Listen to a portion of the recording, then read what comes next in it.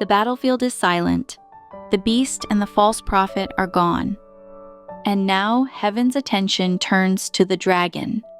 An angel descends from above, holding the key to the bottomless pit and a great chain in his hand. He seizes the serpent of old, the devil, Satan himself, the deceiver of nations and destroyer of souls. In one divine command, the ancient enemy is bound. The pit opens, and darkness swallows its master. For 1,000 years he will deceive no more. The roar of rebellion is silenced, and the reign of peace begins. Trumpet II, Episode 26, Revelation 20, The Millennial Kingdom, Part 1. The angel descends, the dragon is bound, and the dawn of the kingdom begins. Chapter 18, Revelation 20. The Millennial Kingdom, Part 1. The Millennial Reign of Christ. Revelation 20 stands as one of the most significant chapters in all of Scripture, marking a turning point not only in prophecy, but in the history of the cosmos. It bridges the dramatic second coming of Jesus Christ in Revelation 19 with the breathtaking unveiling of the new heaven and new earth in Revelation 21.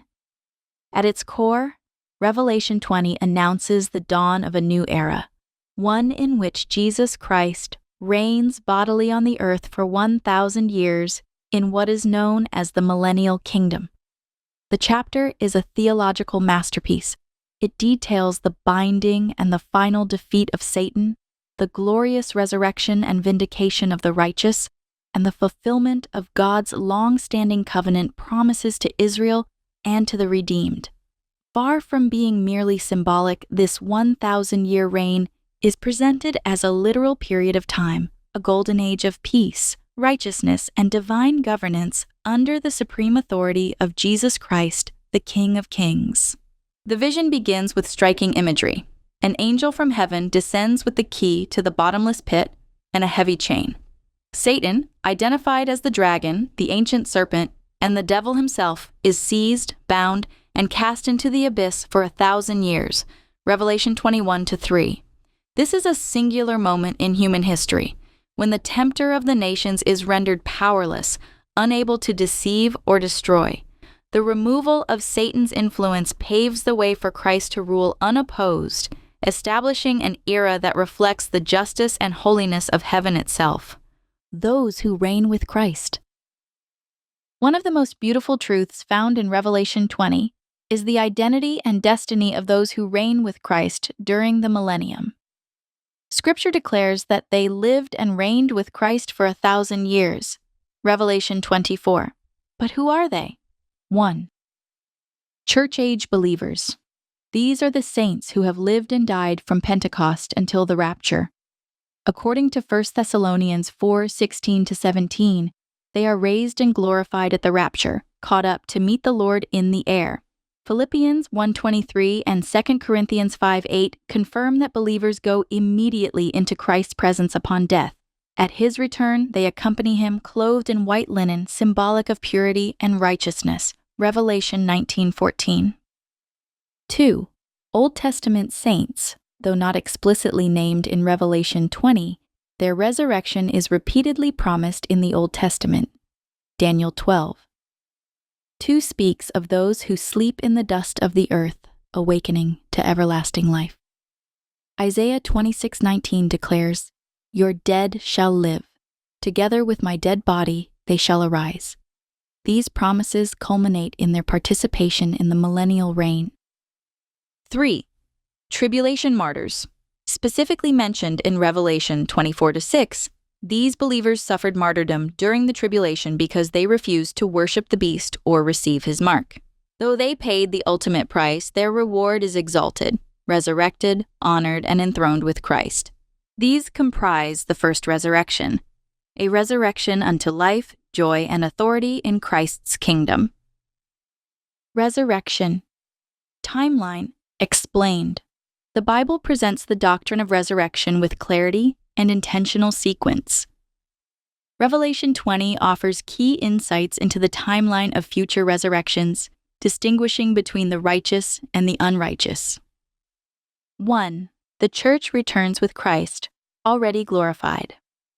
The resurrection of the church, the rapture, occurs prior to the tribulation, as described in 1 Thessalonians 4:13-17 and 1 Corinthians 15:51-52. Believers are raised and transformed, meeting the Lord in the air. This glorious event happens before the wrath of God is poured out upon the earth. Revelation 4:1 symbolizes this heavenly calling. Paul affirms in Philippians 1:23 and 2 Corinthians 5:8 that believers who die are immediately with the Lord. These glorified saints return with Jesus in Revelation 19:14 and Jude 14-15. By the time Christ returns at the end of the tribulation, Revelation 19:11-16, the church is already with him, riding in his heavenly army. This proves that the saints have already been resurrected and glorified, now returning in triumph alongside their King. 2. The first resurrection. The righteous are raised to reign. Revelation 24-6 presents the first resurrection, a resurrection exclusively for the righteous. This includes the tribulation martyrs, and by implication, the Old Testament saints. Although the Old Testament saints are not named here, their resurrection is clearly taught in Daniel 12:1-2, Isaiah 26:19, and Job 19:25-27. This resurrection occurs at the beginning of the millennium. 3 phases of the first resurrection. Christ, the firstfruits. 1 Corinthians 15:20-23.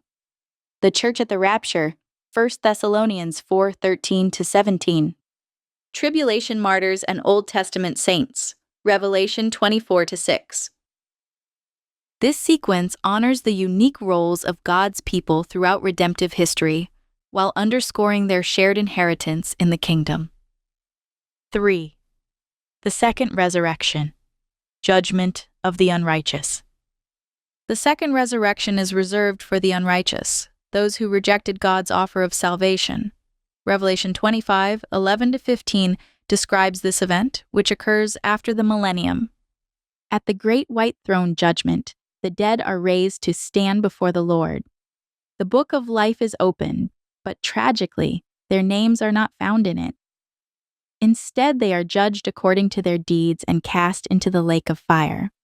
This is the second death, eternal separation from God. The nature of the Millennial Kingdom. The Millennial Kingdom is not a metaphor.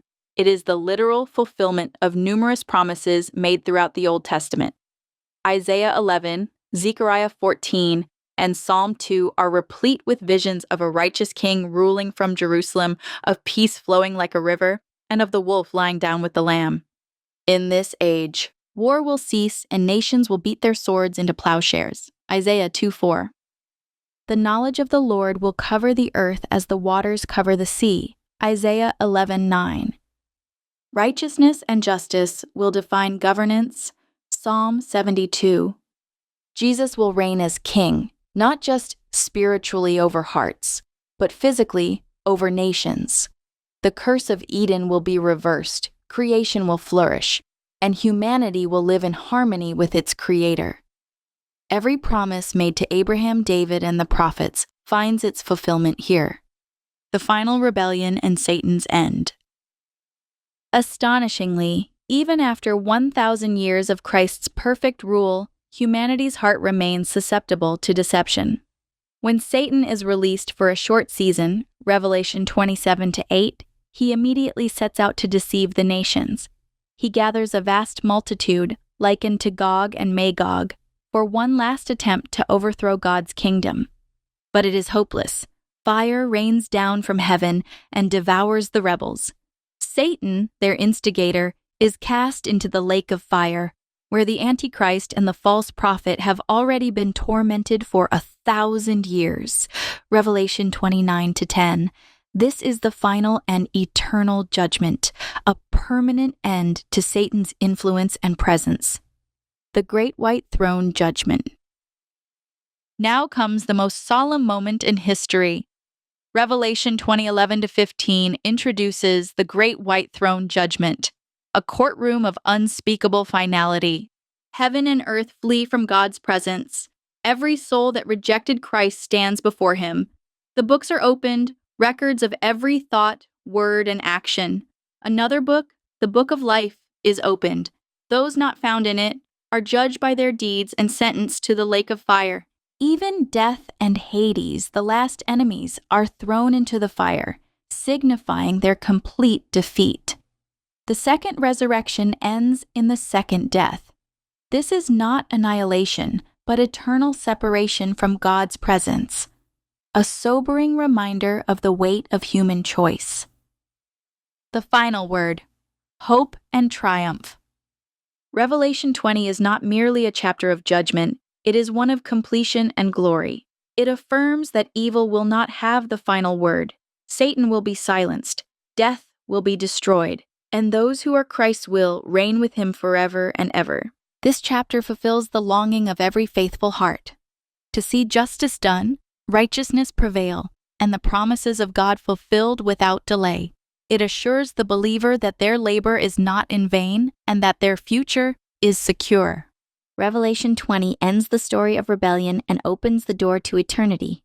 Revelation 21 and 22 unveil a new creation where God dwells with his people forever. Irene furrowed her brow. Anne, I've been thinking, why is there even a millennium? I mean, in Revelation 20, it really hit me. God sets aside a literal 1,000-year reign of Christ on earth. That's so specific. What's the purpose of that time? What's he trying to show us? I nodded. That's a great question, Irene. And the Bible gives us clear insight when we zoom out and take in the bigger picture. One of the most vivid scenes comes from Zechariah 14:3-9. It describes Jesus physically returning, standing on the Mount of Olives, and that mountain splitting in two. It's a dramatic moment, his second coming made visible and undeniable. Irene nodded.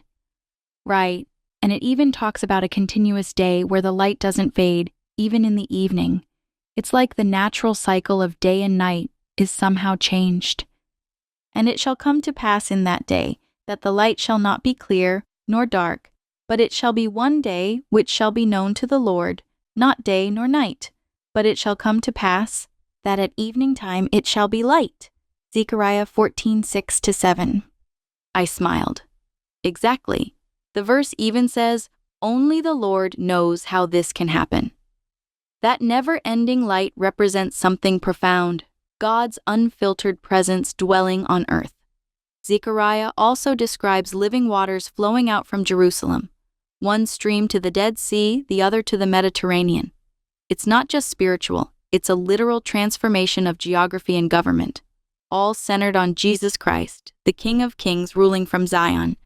And it shall be in that day that living waters shall go out from Jerusalem, half of them toward the former sea, and half of them toward the hinder sea. In summer and in winter shall it be. And the Lord shall be king over all the earth. In that day shall there be one Lord, and his name one. Zechariah 14:8-9. Irene leaned in. So, it's not just a symbolic reign, it's literal? I nodded. Absolutely. The Millennial Kingdom is a real, physical, earthly reign. Psalm 2:8 says, the Father promised Jesus the nations as his inheritance, and he's going to rule from the very ground he once walked. That brings us to the first major purpose of the millennium. 1, to establish Christ's kingdom on earth and reward the faithful. Irene's eyes widened. So, we actually rule with him? I smiled. Yes.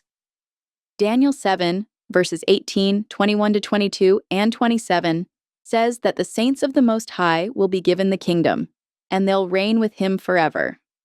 Paul echoes this in 1 Corinthians 6:2-3, where he reminds believers that we'll judge the world, and even angels. This life? It's preparation, a proving ground for eternal leadership. Do you not know that the saints shall judge the world? And if the world shall be judged by you, are you unworthy to judge the smallest matters? Know you not that we shall judge angels? how much more things that pertain to this life? 1 Corinthians 6, 2-3. Irene leaned back, amazed. I always thought of heaven as the end of the story, but this millennium is an entire phase of reward and reigning. I nodded. Exactly. Jesus said some will rule over 10 cities, other 5, based on how faithful they were with their God-given gifts in this life. That's Luke 19. Like someone once said, this is training time for reigning time. Irene smiled. That's powerful. So, what's the second purpose? 2. To fulfill the biblical covenants, I continued.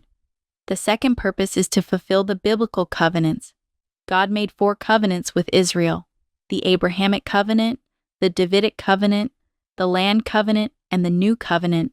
None of these have been fully fulfilled yet, but during the millennium, they will be. Irene leaned in.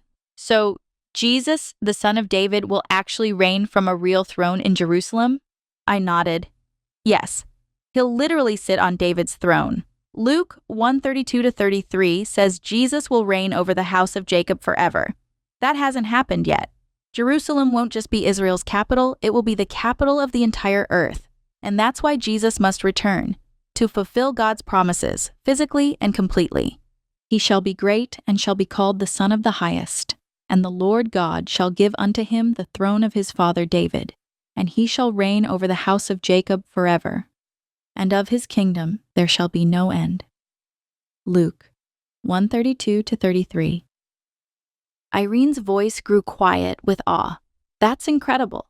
So, what's the third reason? 3. To fulfill Old Testament prophecies. I continued. The third purpose is to fulfill Old Testament prophecy. Passages like 2 Samuel 7:12-13, Psalm 72, 7-11, and Isaiah 9:7 describe a future reign marked by peace, justice, and global prosperity, things the world has never fully experienced. But during the millennium, those promises will come to life. Of the increase of his government and peace, there shall be no end, upon the throne of David and upon his kingdom, to order it, and to establish it with judgment and with justice from henceforth even forever. The zeal of the Lord of hosts will perform this. Isaiah 9:7. I smiled. Isaiah 11 paints an Eden-like vision, animals living in harmony, children playing safely near once deadly snakes, and the whole earth filled with the knowledge of the Lord. It's not symbolic. It's prophetic. Irene's eyes widened. So that means the curse is lifted? I nodded. Yes. And that brings us to the fourth and final purpose. 4. To restore the earth to God's original design. I continued. The fourth and final purpose is to restore the earth to God's original design. When Adam sinned, 5 curses were issued: on the serpent, on Satan, on the woman, on the man, and on the ground itself. That's Genesis 3. But in the millennium, those curses begin to reverse. Irene leaned in. What does that look like? I smiled. Isaiah 35 says the desert will blossom like a rose. Isaiah 11 tells us animals will return to plant-based diets, no more violence in nature. Even the land will yield abundantly. The whole earth will respond to the presence of its creator. The wilderness and the solitary place shall be glad for them, and the desert shall rejoice and blossom as the rose. It shall blossom abundantly and rejoice even with joy and singing. The glory of Lebanon shall be given unto it, the excellency of Carmel and Sharon. They shall see the glory of the Lord and the excellency of our God. Isaiah 35, 1-2. The wolf also shall dwell with the lamb, and the leopard shall lie down with the kid, and the calf and the young lion and the fatling together, and a little child shall lead them. And the cow and the bear shall feed, their young ones shall lie down together, and the lion shall eat straw like the ox. Isaiah 11, 6-7. So the millennium is Eden revisited, a restored global Garden of Eden. I nodded. Exactly. That's why Paul called Jesus the second Adam in 1 Corinthians 15. Where the first Adam failed, Christ succeeds. The millennium is part of that full circle redemption. restoring what was lost, step by step. Irene's voice softened. I see it now. The millennium isn't just a pause before eternity, it's part of the redemption process. I agreed. Right, and as 2 Peter 3:13-15 says, we're looking forward to a new heaven and a new earth filled with righteousness. But while we wait, we're called to live pure and blameless lives because God is giving the world time to repent and be saved. Irene looked down, thoughtful. Anne, I feel convicted. Are we living like we're preparing to rule, like citizens of that coming kingdom? My voice was gentle but firm. That's the question, Irene, because this isn't just prophecy, it's our destiny. Irene looked puzzled. Anne, you've identified who will reign with Christ, but what does that actually mean? What does it look like to rule and reign with Him during the millennium? Are we talking about literal thrones, assignments, territories, or is it more symbolic? I smiled.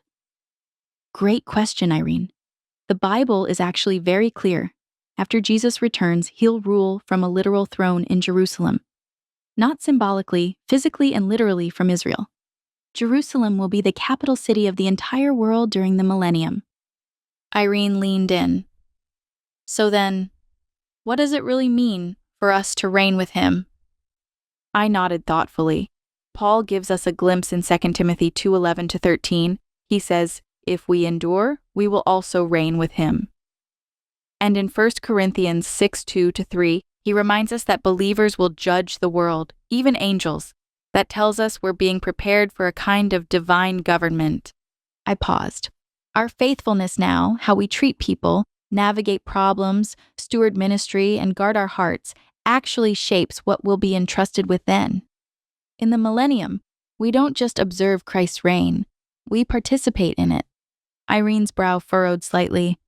That's amazing, but also kind of intimidating. So it's not about earning salvation. It's about being prepared for reward and responsibility? I nodded. Exactly, Irene. Salvation is already secured, sealed at the rapture for those who are in Christ. But after that comes the judgment seat of Christ, also known as the Bema judgment. That's not about punishment, it's where our works are tested. I continued. Not for salvation, but for reward, for assignments and responsibilities in the millennium. How we served God here, our faithfulness, our humility, our obedience, determines what will be entrusted to steward there. Irene smiled slowly. So this life really is training time for reigning time. I nodded. That's right. Jesus made it clear in Luke 19, some will be put in charge of 10 cities, others 5. It's not metaphorical. It's literal leadership in His kingdom. There will be a divine government with real structure and real roles. I paused, then added with a smile. But unlike the world, God doesn't promote based on status, success, or resumes. He promotes based on humility, faithfulness, and quiet obedience. It's not about being impressive, it's about being trustworthy. Irene tilted her head. So, our hearts matter just as much as our hands? I nodded gently. Even more so. In 2 Timothy 2, Paul urges Timothy to be a good worker, someone who rightly handles the word of truth, avoids foolish arguments, and lives with integrity. But he's not just talking about actions. I paused. Our motives matter too. God doesn't just see what we do, He sees why we do it. The judgment seat of Christ isn't just about our visible service. It's about the heart behind it. Irene sat back, thoughtful. That really puts everything into perspective. It's not just about waiting for heaven. It's about preparing to lead in Christ's kingdom.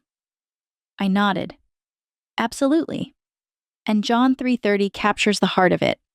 He must increase, I must decrease. Everything we do now should point to His glory, not our own.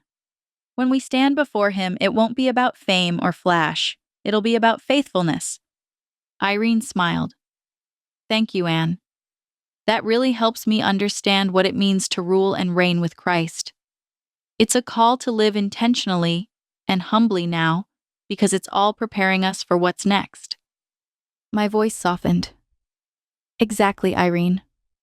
The millennium isn't just a prophecy to admire, it's a position to prepare for. Let's live like we believe it.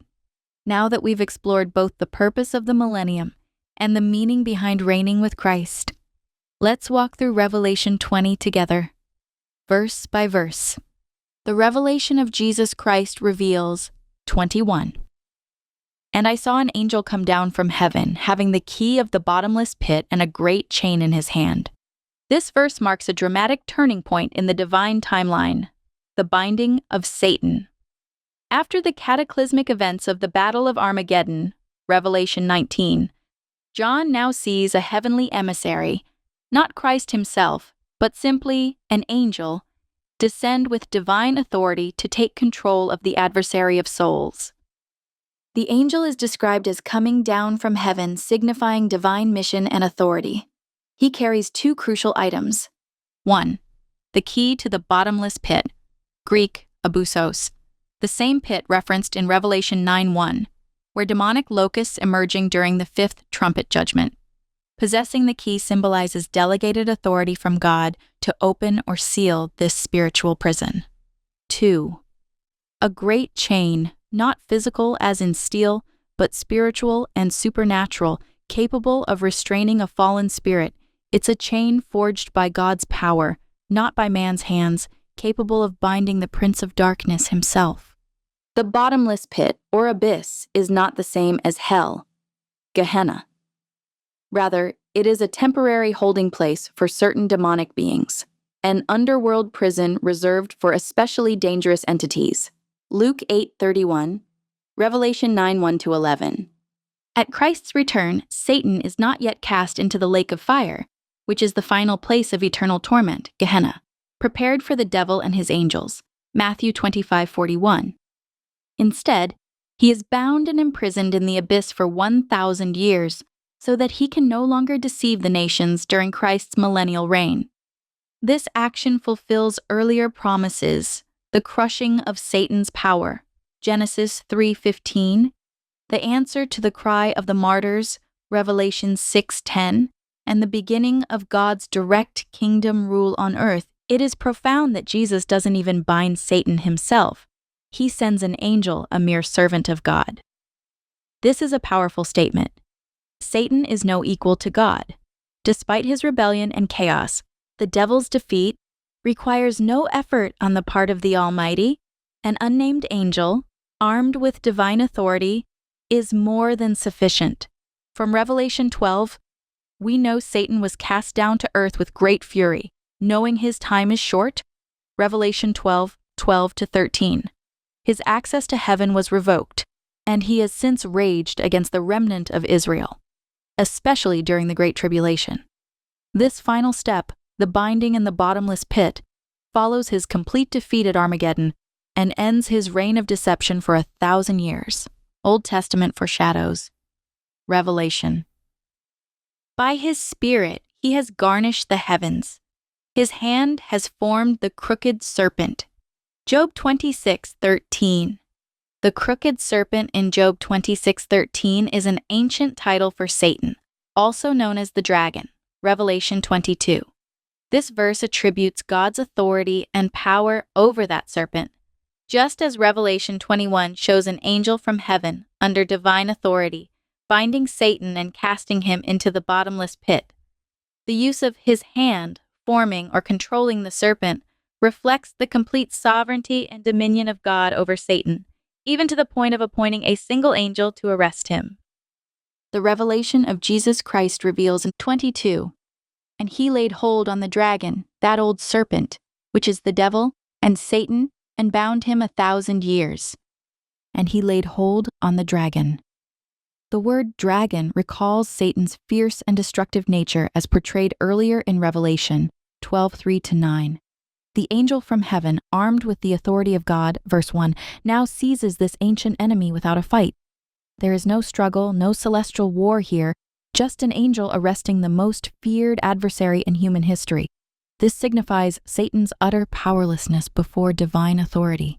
That old serpent, which is the devil, and Satan, 4 titles are used here to leave no doubt about who is being bound. 1. Dragon, his ferocious and fearsome persona. 2. Old Serpent, a direct reference to his role in Genesis 3, where he deceived Eve in the Garden of Eden. 3.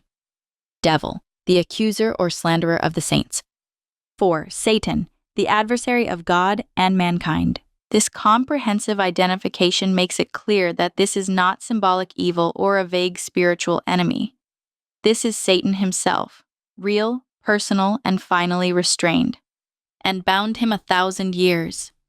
Here begins the Millennium, a literal 1,000-year reign of Christ on earth, mentioned 6 times in Revelation 20, verses 2-7. The fact that Satan is bound during this period means he cannot deceive the nations, verse 3. He cannot tempt or accuse. The earth enters an era of peace, righteousness, and justice, a return to Edenic conditions. This verse assures us that Satan is not a co-equal with God. His power is permitted for a time, but in this moment, that time ends. A single angel binds him, emphasizing that God does not need to lift a finger. His word is final, and his will is done.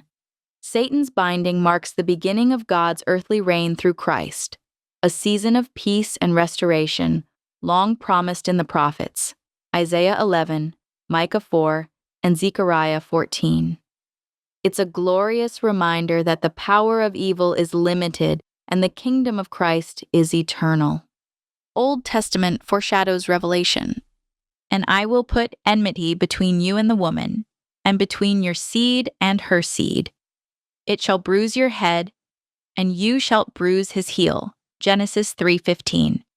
In Genesis 3:15, we see the first prophetic mention of the coming defeat of Satan, who is referred to as the serpent, the same old serpent named in Revelation 22.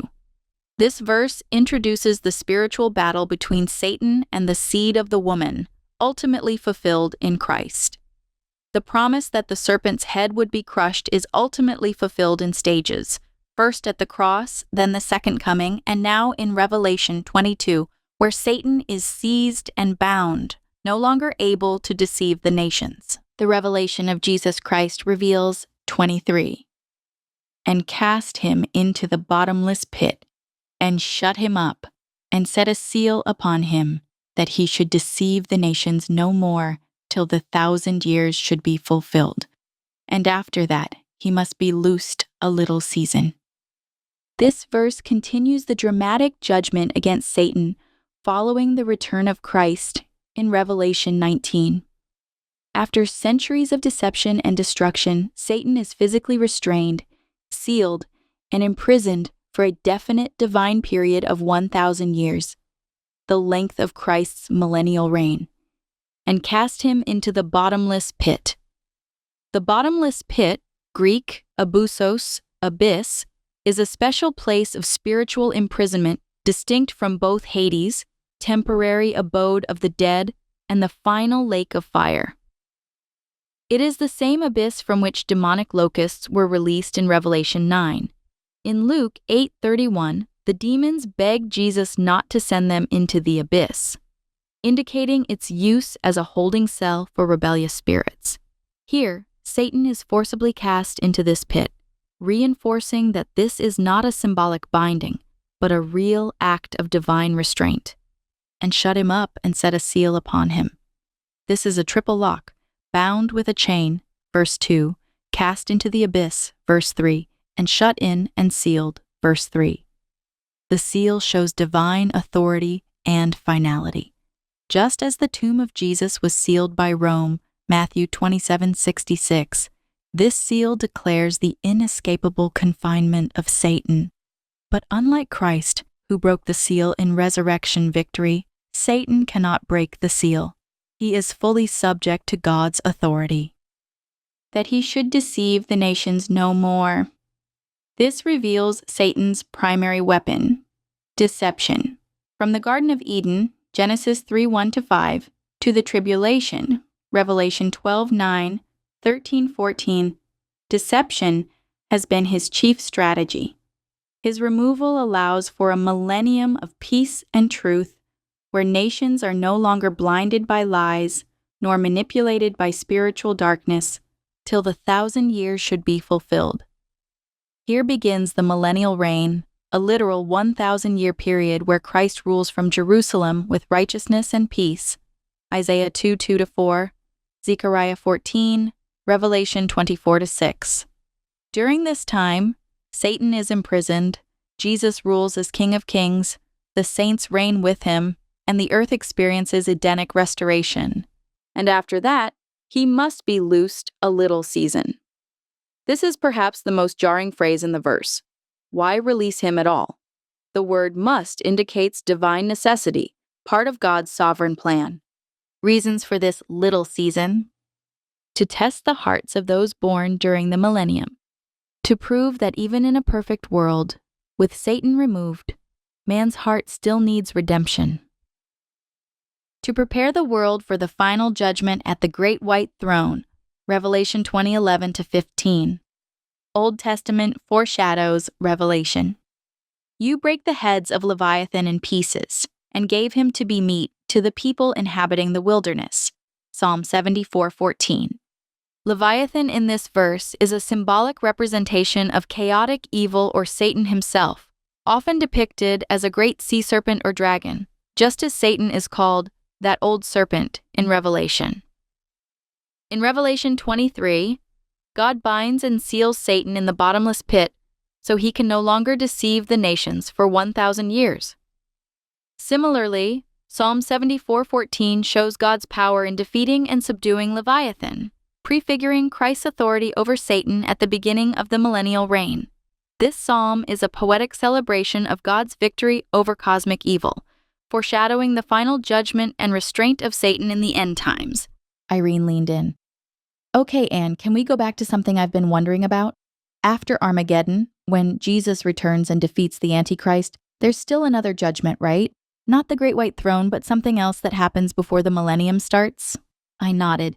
Yes, you're thinking of the sheep and goat judgment. That's found in Matthew 25:31-46. It takes place after Christ's second coming, but before the Millennial Kingdom begins. It's when Jesus judges the surviving nations based on how they treated his brethren, which many believe refers to the Jewish people and tribulation saints. Irene frowned. So this isn't about the church or the resurrected saints? I nodded. Exactly. This is a judgment of the nations, of living people who survived the tribulation. They're not part of the raptured church or the resurrected saints. These are actual men and women who lived through the 21 judgments and witnessed Christ's return. They now stand before him, not to be resurrected, but to be separated. Sheep to enter the millennial kingdom, goats to face judgment. Irene leaned in. And how does Jesus judge them? What's the standard? He separates them like a shepherd does with sheep and goats, just as he describes in Matthew 25:32. The standard isn't church membership or theology, it's how they treated his brethren during the tribulation. Irene blinked. His brethren? I nodded. Most scholars believe that refers to faithful Jewish believers, or tribulation saints, those who stood for Christ in a time of global deception and persecution. The sheep are those who showed compassion, even risking their lives to help. The goats are the ones who ignored, betrayed, or opposed them. In doing so, they were rejecting Christ himself. So this is more about actions revealing the condition of their heart? I nodded. Exactly. Their actions didn't save them. Salvation is always by grace through faith. But how they treated God's people during the tribulation revealed what was truly in their hearts. It was the evidence of their faith or unbelief. I continued. The sheep showed compassion to Christ's brethren, likely the Jewish remnant or faithful believers under persecution, which proved their alignment with God. The goats, on the other hand, rejected them, and in doing so rejected Christ himself. Irene exhaled slowly. And the outcome? I said softly, the sheep inherit the kingdom. Come, you blessed of my Father. And they enter the millennial kingdom, in their natural earthly bodies. But the goats are cast into everlasting fire, prepared for the devil and his angels.